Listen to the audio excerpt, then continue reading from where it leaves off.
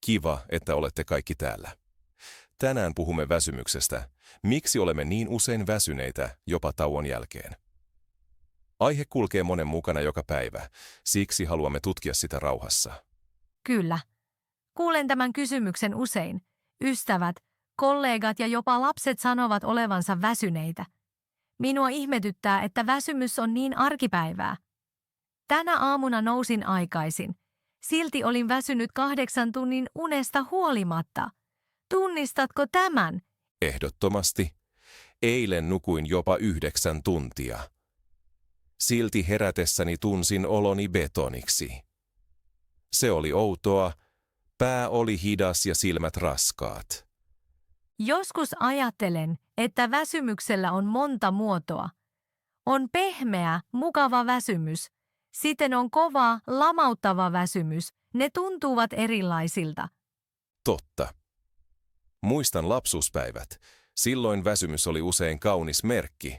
Leikki loppui, nyt kainaloon, nyt nukkumaan. Nykyään väsymys näyttää usein ongelmalta. Niin, ehkä siksi, että meillä on paljon tehtävää. Haluamme näyttää virkeiltä ja tuottavilta. Väsymys ei sovi kuvaan. Aivan. Keho kuitenkin tarvitsee taukoja. Se sanoo väsymyksellä, hiljennä vauhtia. Unohdan sen usein. Minä myös. Eilen ohitin haukotukseni. Jatkoin tietokoneella ja myöhemmin olin aivan tyhjä. Miltä sinusta tuntui, kun vihdoin pidit tauon? Palasiko energia?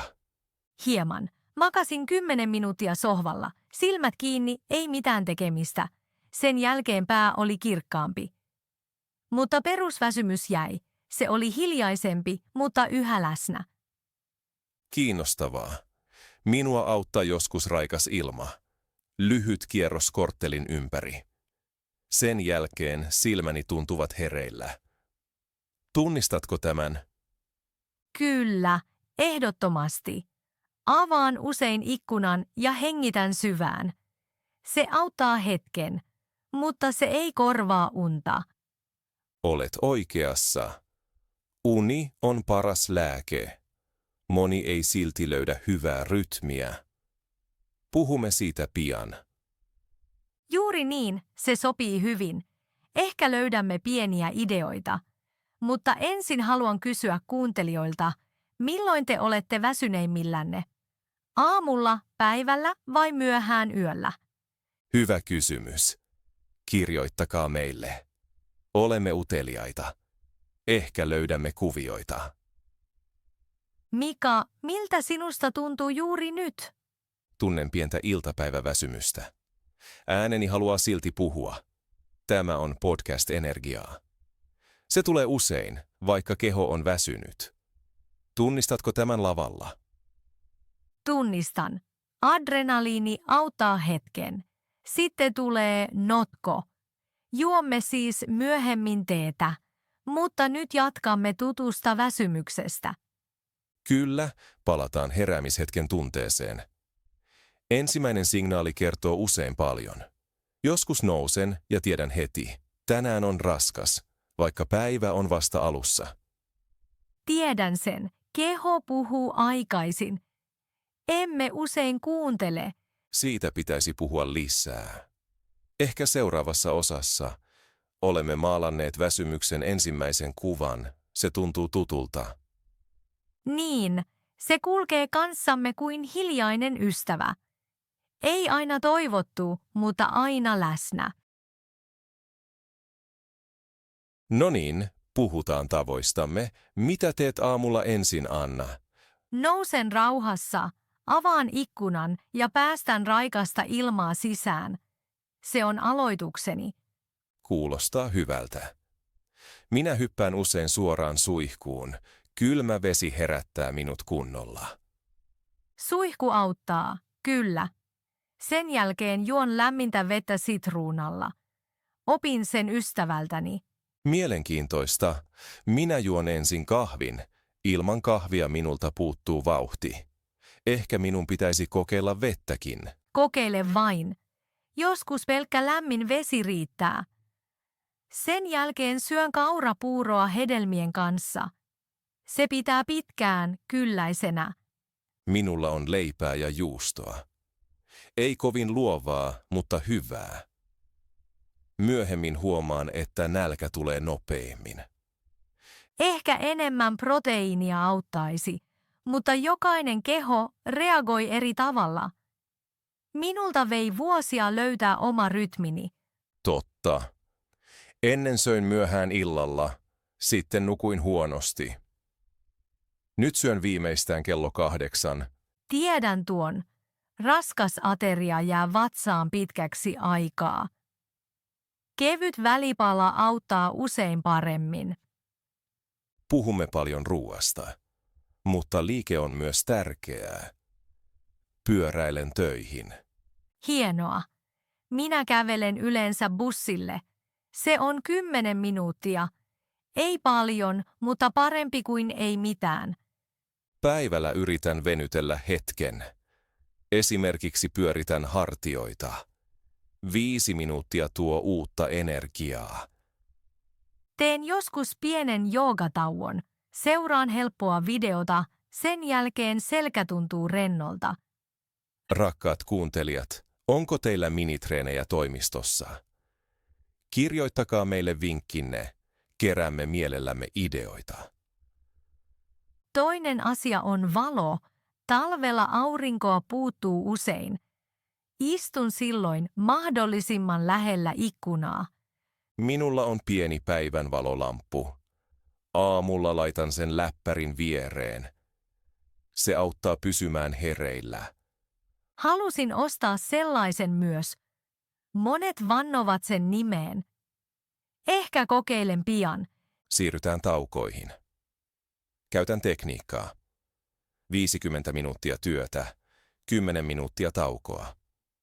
Sen jälkeen aloitan uudestaan. Teen jotain samanlaista. Laitan herätyksen, nousen, venyttelen, juon jotain. Sitten jatkan. Ennen tein töitä 3 tuntia ilman taukoa. Sen jälkeen olin ihan loppu. Pienet tauot estävät tämän syvän väsymyksen. Muistan erään projektin vuosia sitten. Työskentelimme yötä päivää. Kahvi korvasi unen. Lopulta olimme kaikki sairaina. Siitä lähtien suunnittelen tauot tarkasti. Se ei ole luksusta, vaan tarpeen.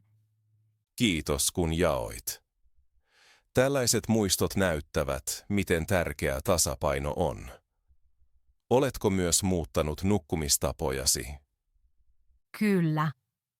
Menen nyt melkein aina nukkumaan 10:30.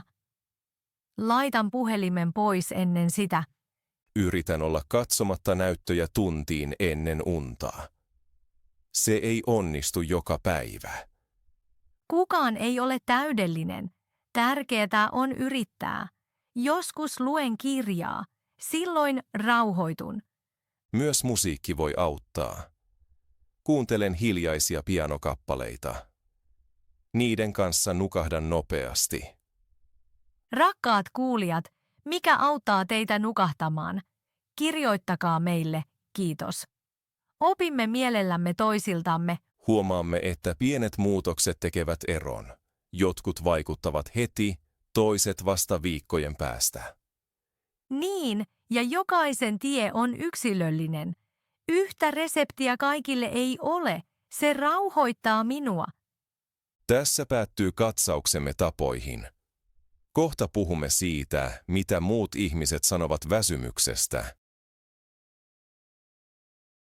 Nyt kuuntelemme ystävien, kollegoiden ja naapureiden ääniä.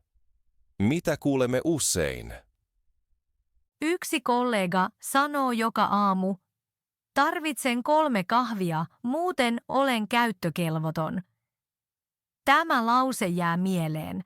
Kyllä, tunnistan sen. Eräs ystävä huutaa. Toimin kunnolla vasta 10 jälkeen. Kuulostaa tutulta. Iäkkäämmät ihmiset sanovat usein, ennen minulla oli enemmän voimia. Enoni kertoo nukkuvansa tuskin lainkaan eläkkeen jälkeen. Silti hän nousee 5.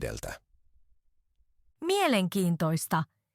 Tätini taas nukkuu 9 tuntia ja valittaa silti raskaita luomia. Olen kuullut myös sanonnan, väsymys on päässä, ei kehossa. Tuntuuko se sinusta oikealta? Osittain. Ajatukset voivat väsyttää, mutta jos keho puuttuu, ajatuksista ei ole apua. Totta. Urheiluopettaja sanoi, liiku, niin väsymys katoaa. Minulla se toimii joskus. Minulla vain hetken. Sitten tarvitsen taas rauhaa. Opettajalla on eri rytmi. Töissä kuulen jatkuvasti. Minun pitäisi mennä aikaisemmin nukkumaan. Mutta sarjat ovat jännittäviä. Oi kyllä, moni sanoo illalla, vain 1 jakso vielä. Sitten kello on jo puoliyö. Eräs opiskelija kertoi, että hän voi opiskella vain öisin. Päivällä kaikki häiritsee. Olin ennen samanlainen. Yö oli hiljainen, ei puheluita eikä vieraita. Isoäitini sanoo, mene nukkumaan kanojen kanssa. Kaunis kuva, eikö? Todella kaunis. Se näyttää, että valo määrittää päivän. Ennen lampuja oli vähemmän. Yksi kollega ottaa powernapit. Hän vannoo 20 minuutin torkkuun kello 2. Sen jälkeen hän on kuulemma virkeä. Olen testannut sitä. Herätyksen jälkeen olen joskus vielä sekavampi. Ehkä harjoittelen väärin. Monet suosittelevat yrttiteetä, kamomilla, melissa, laventeli. He sanovat, juo tätä, niin nukut kuin tukki. Minulla auttaa laventelin tuoksuhuoneessa. Suihkutan vähän tyynyyn. Oletko kuullut myös negatiivisia neuvoja? Esimerkiksi, reipastu nyt. Valitettavasti kyllä. Jotkut pitävät väsymystä laiskuutena, se sattuu eikä auta ketään. Aivan. Sanat voivat antaa voimaa tai viedä sitä. Eräs pomo sanoi kerran, uni on heikoille. Voi pahus. Tällaiset lauseet pysyvät sydämessä pitkään. Ne lisäävät painetta. Ystävä Espanjasta sanoo, tarvitsemme siestan. Siellä tauko on normaali. Italiassa monet tuntevat riposon. Kauppa sulkee keskipäivällä. Sen jälkeen he työskentelevät rauhallisemmin. Ehkä tarvitsemme Suomessa myös joustavia aikoja. Kaikki eivät ole huipussaan aamulla. Eräs opettaja kertoi minulle, että hän aloittaa tunnit mieluummin myöhemmin. Lapset ovat silloin keskittyneempiä. Kiinnostavaa.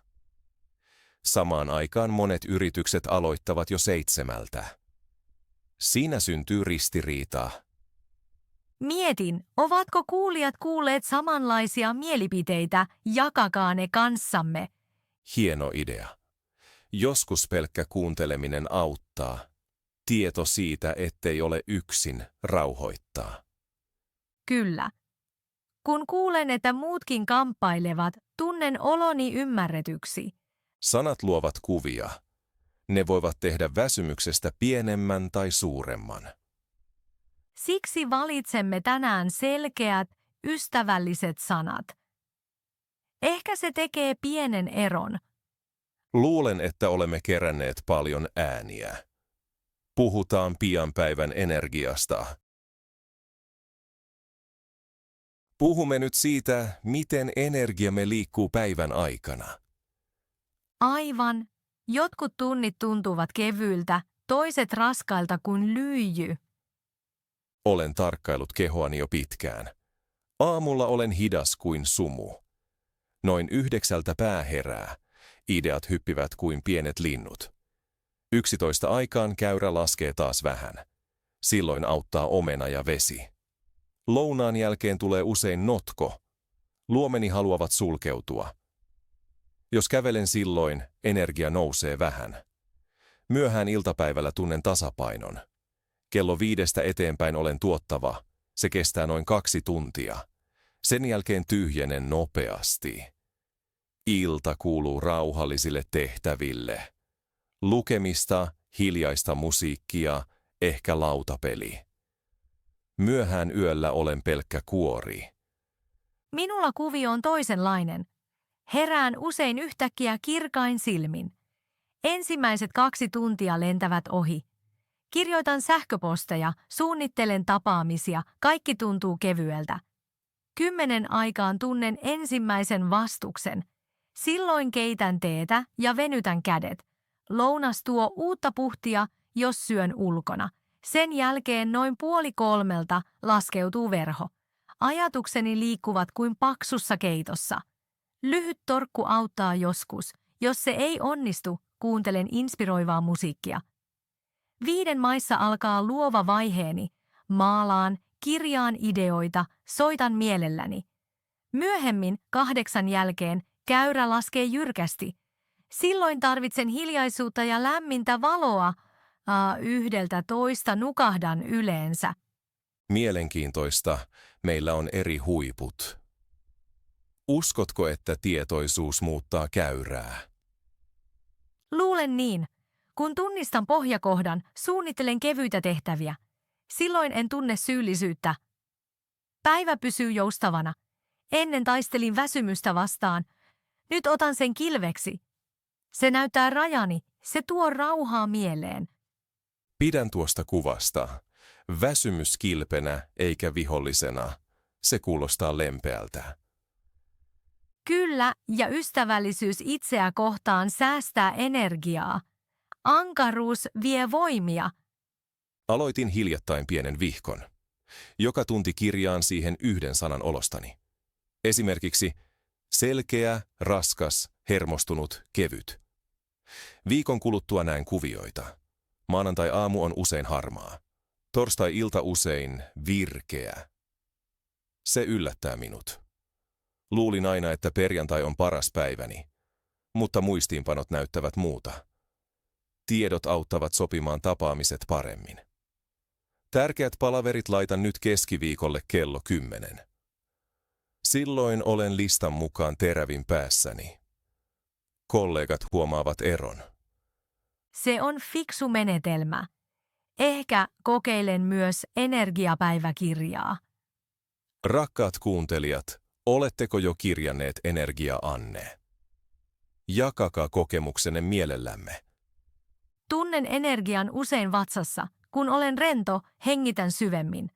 Stressaavina hetkinä ilma jää vain ylös. Silloin tiedän, että tauko on tarpeen. Menen ikkunalle, pudotan hartiat, hengitän rauhassa sisään ja ulos 4 kertaa. Sen jälkeen ilma virtaa taas. Se kuulostaa yksinkertaiselta, mutta toimii melkein aina. Minua auttaa myös vesi kasvoilla. Menen hetkeksi vessaan ja roiskin kylmää vettä. Se herättää ihon ja ajatukset. Pieni uudelleenkäynnistys. Kiinnostavaa. Äänet ovat minulle tärkeitä. Kun toimisto on meluisa, se imee energiani. Silloin laitan korvatulpat. Yhtäkkiä on hiljaista ja pääni voi taas tanssia. Entä valo illalla? Jos huone on liian kirkas, aivoni pysyvät hereillä. Kun himmennän valon, rauhoitun. Käytän pieniä lamppuja, joissa on lämmin sävy. Päävalo pysyy pois päältä. Sytytän joskus kynttilän vain tunnelman vuoksi. Leimu muistuttaa minua nuotiosta. Heti ääni laskee ja pulssi hidastuu. Valo vaikuttaa suoraan mielialaan. Yksi asia on mielestäni vielä mielenkiintoinen. Hiljaisuuskin voi väsyttää. Kun kaikki on hiljaa, ajatukseni harhailevat ja tulen raskaaksi. Silloin soitan hiljaista merenkohinaa. Tasaiset aallot antavat rytmin. Pääni pysyy hereillä, mutta rentona. Näin voin vielä illalla lukea ilman, että nukahdan. Kuulostaa ihanalta. Kuuntelen joskus sateen ropinaa katolla. Ääni on pehmeä, se peittää muut äänet ja antaa päivän päättyä hiljaa. Mitkä äänet auttavat teitä, rakkaat kuulijat? Meri, sade, kaupunki. Kirjoittakaa suosikkinne meille. Testaamme mielellämme uutta. Mika, huomaan, että keskustelumme terävöittää keskittymistäni. Kun puhumme, tarkkailen kehoani. Hartiani ovat rennot, otsa pehmeä. Tunti sitten tunsin painetta. Nyt se on poissa. Viestintä on myös energian lähde. Kun tunnen itseni ymmärretyksi, saan nostetta. Ehkä kuulijoille käy samoin, kun he kuuntelevat meitä. Uskon niin minäkin. Energia ei ole vain biologista, vaan myös sosiaalista. Ystävällinen sana voi toimia paremmin kuin espresso. Joskus tulen väsyneenä toimistoon. Silloin kollega nauraa ja kertoo pienen vitsin. Yhtäkkiä rintakehäni avautuu. Hengitän syvemmin. Päivä alkaa uudestaan. Kaunis tarina. Nauru on pieni akku sielulle. Olemme nyt illassa. Miltä väsymys tuntuu tähän aikaan, Anna? Se on pehmeämpi, melkein ystävällinen. Päivällä se painaa, mutta illalla se laskeutuu kuin peitto päälleni. Kaunis kuva. Minulla pää tyhjenee. Ajatukset hidastuvat, melkein kuin pilvet, jotka kulkevat. Istun usein ikkunan ääressä lämpimän juoman kanssa. Kaupungin valot hehkuvat ja tunnen, miten kehoni hellittää. Juotko teetä vai kaakaota? Usein yrtiteetä, melissaa tai kamomillaa. Makea kaakao on erityispäiviin. Entä sinä? Pidän lämpimästä maidosta hunajalla. Se muistuttaa minua lapsuudesta. Äitini toi sitä, kun en saanut unta. Tällaisissa rituaaleissa on rauhaa. Pieni merkki. Päivä on ohi, nyt saa vajota. Aivan. Himmennän silloin valon, sytytän ehkä kynttilän. Leimu sanoo, hitaasti, hengitä, ei enää pakkoa. Joskus luen runon. Lyhyen ja kevyen. Ei enää suuria romaaneja. Silmät olisivat liian raskaat. Kuuntelen pehmeäsävyistä musiikkia, pianoa, vähän selloa. Sitten tunnen, miten hartiat putoavat. Kiinnostavaa on, että väsymys ei enää tule häiriönä illalla. Siitä tulee kumppani. Se näyttää, että päivä riitti. Niin emme enää taistele. Hyväksymme. Se tuo rauhan. Ehkä tämä on yhteinen nimittäjämme. Ystävällinen hyväksyntä. Tunnistamme väsymyksen ja annamme sille tilaa. Se kuulostaa hyvältä loppuajatelmalta. Tiivistänkö lyhyesti, mitä puhuimme tänään? Mielellään, Mika. Se viimeistelee jakson kauniisti. Tiivistän lyhyesti. Tänään puhuimme tutusta väsymyksestä. Ensin kuvasimme, miten se voi olla jo aamulla, vaikka nukumme tarpeeksi. Huomasimme, että väsymyksellä on eri muotoja, pehmeä ja kova, ja että se kulkee usein päivän mukana. Sen jälkeen puhuimme päivittäisistä tavoista. Puhuimme vedestä, kahvista, kaurapuurosta, leivästä, pyöräilystä, joogasta ja pienistä tauoista. Ymmärsimme, että jokaisen on löydettävä oma rytminsä. 3. osassa kuulimme lauseita muilta ihmisiltä, kollegoilta, sukulaisilta, opettajilta. Nuo äänet näyttävät, että väsymys on kaikkialla aihe ja mielipiteitä on paljon. 4. osassa seurasimme energiakäyriämme. Minä kirjoitan joka tunti yhden sanan, Anna tarkkailee hengitystä. Pienet askeleet, kuten kylmä vesi, hiljainen merenkohina tai korvatulpat voivat auttaa. Nyt illassa näemme, että väsymys voi olla myös ystävällinen. Rituaalit, kuten lämmin valo, tee, musiikit, runo, muuttavat sen rauhaksi. Olemme oppineet, ettemme aina taistele, vaan kuuntelemme ja otamme vastaan. Se on ehkä tärkein kohta, lempeä huomio omaan kehoon ja pienet sopivat valinnat. Näin keskustelu päättyy levollisuuteen ja yhteyden tunteeseen. Tunnen nyt oloni rauhalliseksi ja tyytyväiseksi, Anna. Keskustelumme oli minulle hyvin arvokas. Minulla on sama tunne. Oli hyvä pohtia väsymystä ilman kiirettä ja löytää uusia kuvia. Pidän erityisesti kuvasta, jossa väsymys on ystävällinen peitto. Otan sen mukaani yöhön. Ja minä muistan energiapäiväkirjasi. Ehkä aloitan huomenna ja piirrän pieniä symboleja. Kuulostaa kauniilta. Olen utelias, mitä kuviota löydät. Jaa ne mielellään seuraavalla kerralla. Erittäin mielelläni. Tänään olen vain kiitollinen. Puhuimme rehellisesti, ilman painetta ja ilman nopeita reseptejä. Juuri niin. Toivon, rakkaat kuulijat, että tunsitte hieman rauhaa kuunnellessanne. Ehkä pystyitte jo hengittämään hieman syvemmin. Jos niin on, se ilahduttaa meitä paljon. Kirjoittakaa meille, mitkä pienet rituaalit tekevät illastanne miellyttävän. Keräämme jokaisen idean ilolla. Ja jos teillä on erityisiä kysymyksiä, kertokaa ne. Otamme ne mielellämme myöhempään jaksoon. Tänään sanomme kiitos. Kiitos, että jaoitte aikaanne kanssamme ja olitte avoimia rauhalliselle aiheelle. Oli hienoa olla hiljainen seuralaisenne. Olkaa ystävällisiä itsellenne, etenkin kun väsymys tulee käymään. Odotan jo seuraavaa keskusteluamme, Anna. Ajatuksesi inspiroivat minua aina. Kiitos, Mika.